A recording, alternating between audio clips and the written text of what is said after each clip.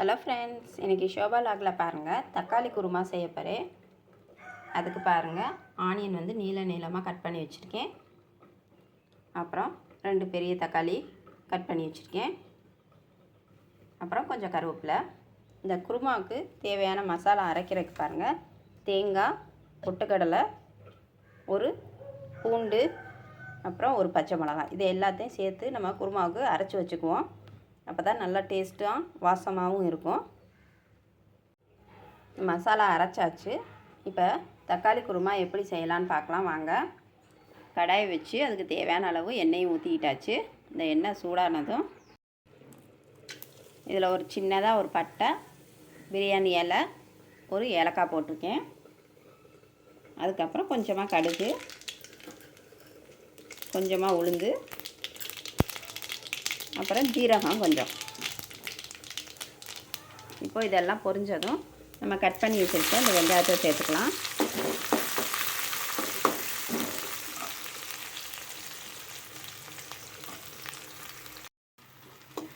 இப்போ பாருங்கள், வெங்காயம் நல்லா வதங்கிடுச்சு. இப்போ நம்ம கட் பண்ணி வச்சுருக்க தக்காளியை சேர்த்துக்குவோம்.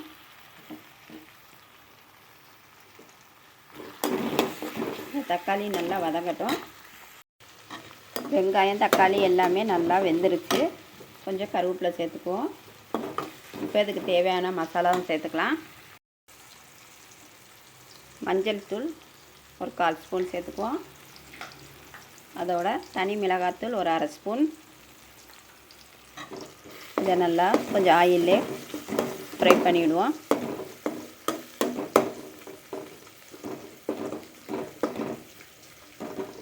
இப்போது இதுக்கு கொஞ்சம் தண்ணி ஊற்றிக்கலாம்.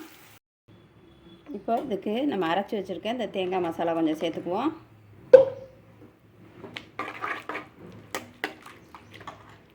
அப்புறம் தேவையான அளவு உப்பு.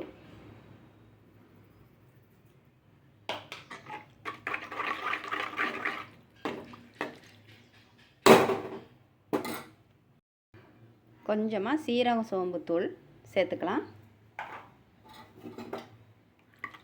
இது ஒரு 5 நிமிஷம் நல்லா கொதித்து வரட்டும்.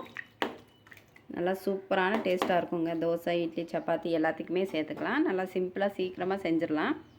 ஒரு 5 நிமிஷம் ஆகட்டும். பாருங்கள், நல்லா கொதித்து நல்லா சூப்பராக வந்துருச்சு தக்காளி குருமா.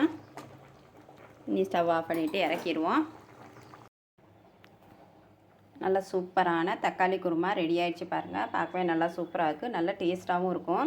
நல்லா ஈஸியாக செஞ்சிடலாம். இது வந்து தோசை, இட்லி, சப்பாத்தி எல்லாத்துக்குமே நல்லா சூப்பராக இருக்கும் இந்த சைட் டிஷ்ஷு.